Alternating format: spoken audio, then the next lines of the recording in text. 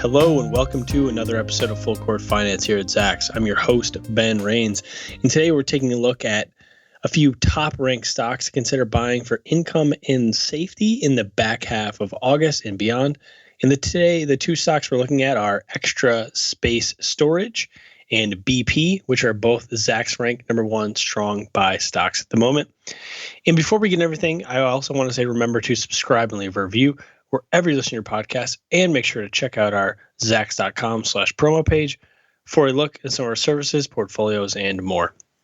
So before we jump into the two stocks I want to explore today, I want to do a quick kind of market overview to give a sense of why we're looking at these two stocks and where the market stands heading into the back half of August and September. So just over 2 months ago, the NASDAQ was trading around 33% below its peaks, and the S&P 500 had officially entered that bear market territory.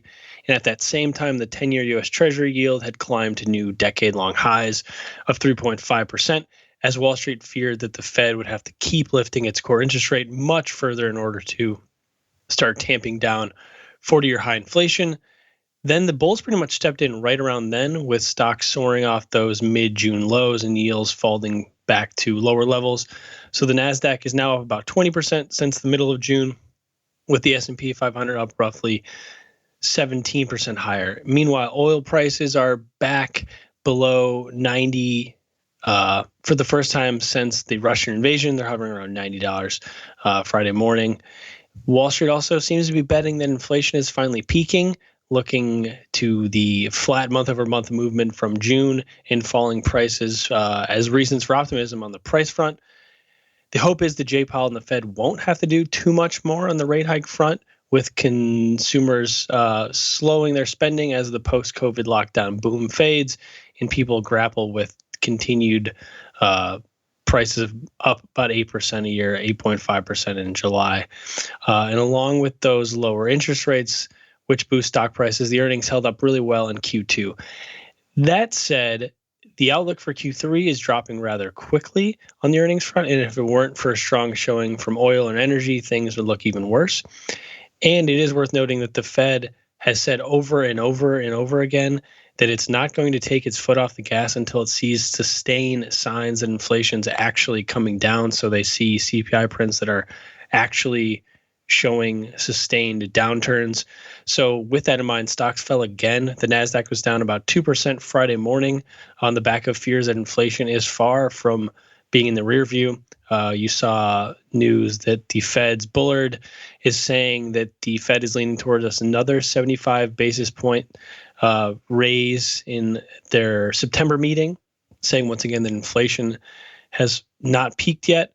So with that in mind, the 10-year yield is back up to around 3%. It ripped higher, back up to around 3% after starting August as low as 2.57%. So we're seeing some more uncertainty now on the inflation front, and maybe we went a little too far, too fast off those mid-June lows, as everyone was getting a little too excited that prices were going to slip back down. So we might see some more choppiness until you see that August CPI print and what the Fed actually does at its late September meeting. So with this in mind, with all this uncertainty and the fact that Wall Street also might be ready to just take some winnings off the table after this nice run over the last 2 months, especially considering how rough the first half was, we're going to look at two highly ranked Zacks stocks to buy for some income and safety in the back half of August and beyond. So the first stock that we're going to look at today is Extra Space Storage, which trades in the ticker EXR,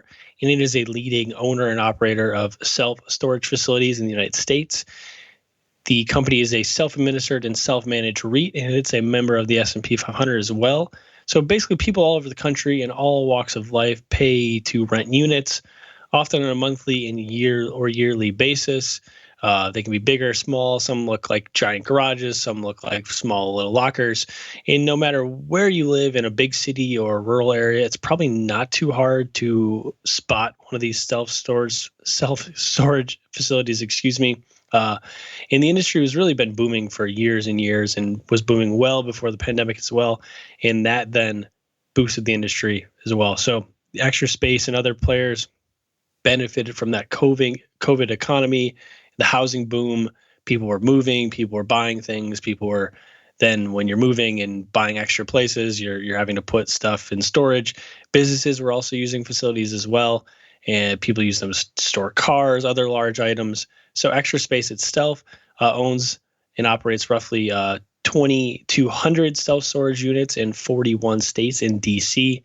Its customers are offered a wide range of storage options, including boat storage, RV storage, and business storage. So obviously not just the consumer side, you're getting this big end side as well. So some diversity there. And it's also just worth constantly remembering that maybe owning a company like Extra Space Storage is a good part of a long-term diversified portfolio, just because people in the US and lots of other places, but this is a US-based company, just have so much stuff and they're unlikely to part ways with it, even if they haven't seen it in years. I know people in my family, and I'm sure people listening know people that are just never going to get rid of those storage lockers no matter what, even if they haven't looked at that couch or whatever is in that thing for a very long time. So the firm's running a really stable business, and it's not going out of style anytime soon. It's posted year-over-year revenue growth for at least 15 years in a row, and it didn't even slip during the financial crisis, which a lot of companies did, even if they run a really successful business. So last year, the company grew its top line by 16%. And our current projections are calling for the company to grow another 20% in the top line, to go from about 1.6 billion to about 1.9 billion, and then grow another 8% on the revenue front in 2023 to jump above 2 billion. And then on the bottom line, we're calling for another 22% adjusted earnings growth this year and about 7.5% adjusted earnings growth in 2023. So some continued stellar top and bottom line growth. And then the company's also seen some positive earnings estimate revisions with both its FY 2022 and FY 2023 estimates up since its last report. And this is in the face of all these economic headwinds where most companies are guiding lower. They're able to be very resilient amid all the reasons I've mentioned before why storage companies and self-storage facilities are a pretty booming business and pretty stable no matter what the economy looks like at the moment. The company's also seen its estimates just continue to rise off those COVID lows. So this is part of these recent positive revisions are part of an extended run of longer-term upward earnings estimate revisions. The recent positivity also helps in land a Zacks ranked number one strong buy, and its industry is in the top 27% of, so the top third of over 250 Zacks industries. Overall, its shares are up about 540% in the past decade versus industry's 50% run and the market's roughly 210% climb. This includes a 100% jump in the last 2 years. With that said, it's still down about 6% in 2022, but it has ripped off its lows along with the market to trade around 7% below its records at around $212 per share on Friday morning. And it's trading at around a 24% discount to its own highs in terms of valuation at 24.5 times forward earnings, which is also not too far above its 5-year median. And then in terms of its income, it's paying Extra Space Storage is paying a solid dividend with a yield of 2.8% at the moment. This blows away the S&P 500 to 1.4% and nearly matches the 10-year U.S. Treasury, which is, as I mentioned, ripping higher recently back up to around 3%. So that does it for Extra Space Storage. And now we're going to move on to BP, which trades under the ticker BP. So it's an oil and gas giant operating across nearly the entire hydrocarbon landscape. The company took a hit when it exited its Russian segment earlier this year, along with many other companies. But its outlook still remains really strong as it invests in the future of both oil and hydrocarbons, as well as renewables and greener, lower carbon energy sources. Many of BP's overall fundamentals are really impressive, from its value to its dividend payout. Plus, it's trading at around $30 per share, which might be attractive to some investors. And it's coming off another blockbuster quarterly report in early August. So overall, BP is an integrated oil and gas company that operates across the entire life cycle, from exploration and production to refineries, terminals, pipelines, and beyond. The company is heavily invested in creating a lower carbon and greener energy future. including liquefied natural gas, onshore and offshore wind sources. BP is also betting on the future of green with some substantial investments in green hydrogen and more. Overall, though, if we're looking at the oil industry and just where we've been over the last decade and where we've been off those COVID lows, it's worth just kind of reminding people who might not have been investing at that time or were avoiding oil and energy like many people. So it's worth just remembering kind of what was going on during that stretch and why it was kind of this so-called lost decade for oil and gas companies. So oil and natural gas production in the U.S. started to boom.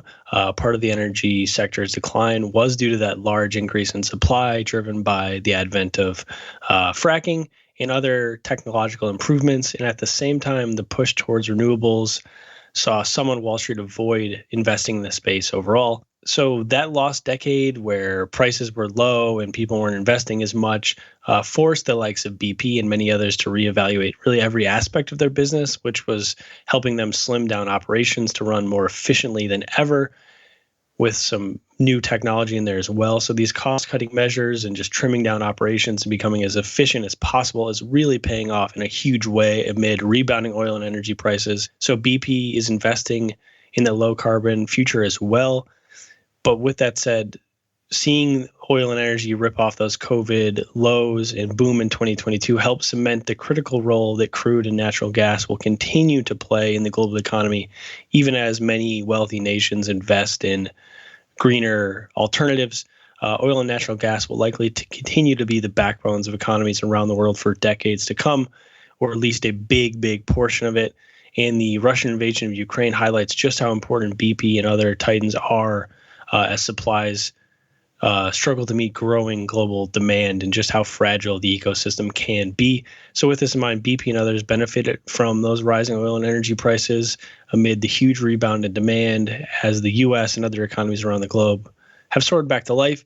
And even as the economies start to slow, travel, including air travel, has already mounted a serious comeback, and the broader energy demand is close to returning to its pre-COVID levels. So its recently reported quarter, BP cited, quote, exceptional oil trading and strong refining margins for its adjusted profits to climb to $8.5 billion, up from just $2.8 billion in the same period last year. So with this in mind, Zacks estimates are calling for BP's revenue to climb about 47% this year, from $164 billion to $241 billion, and then actually still grow next year as well, which is impressive on top of a really difficult to compete against year, both this year and last year. And then on the bottom line, we're calling for 116% bottom line growth from $3.82 per share all the way up to $8.26 per share. Right now, we're calling for a little bit of a pullback on the bottom line in 2023, just as it comes up against super difficult to compete against years. And then lower oil prices as they're well off those $120 highs. But as I said, no one knows exactly what's going to happen on the oil price future, especially with all the chaos being created with the Russian invasion of Ukraine. On top of that, the company has easily topped our earnings estimates in the last two quarters, beat by 19% in Q2, 36% in the first quarter, and it's continued to beat recently as well. And then it's actually continued to see its bottom line revisions trend far higher, even as oil prices come off those $120 highs. So we've seen BP's FY 2022 estimate jump 22% over the last couple months, with its 2023 estimate also up 22% over the last couple months. Just shows how their earnings continue to impress amid these high margins and their efficient businesses with these higher gas prices. So this bottom line positivity helps BP land a Zacks rank number one strong buy right now, and its market sits in the top 10% of over 250 Zacks industries right now, to highlight the strength of the industry, even as Wall Street and others start to worry that oil prices have peaked.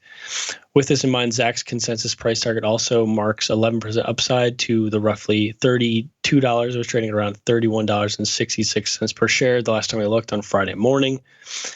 BP shares are up about 33% last year, which actually lags its industry. But with that lagging, it's also trading at a 25% discount to its highly ranked industry and right near its actually 20-year lows. It's trading at 4.6 times forward 12-month earnings. So you're getting great value here for BP for the possibility of not just the back half of 2022, but also just as a longer term investment as a part of a diversified portfolio. And then on top of that, you're getting a really strong dividend yield. BP's dividend yield's at 4.5% at the moment. That tops its highly ranked industries 4% average and blows away both the S&P 500 and the 10-year U.S. Treasury. So that does it for today's episode of Full Court Finance. Until next time, I'm your host, Ben Rains. And remember, if you have any questions, please feel free to shoot us an email over at podcast@zacks.com. This material is being provided for informational purposes only, and nothing herein constitutes investment, legal, accounting, or tax advice, or a recommendation to buy, sell, or hold a security. Do not act or rely upon the information and advice given in this podcast without seeking the services of competent and professional legal, tax, or accounting counsel. Publication and distribution of this podcast is not intended to create, and the information contained herein does not constitute an attorney-client relationship. No recommendation or advice is being given as to whether any investment or strategy is suitable for a particular investor. It should not be assumed that any investments in securities, companies, sectors, or markets identified and described were or will be profitable. All information is current as of the date herein and is subject to change without notice. Any views or opinions expressed may not reflect those of Zacks Investment Research as a whole.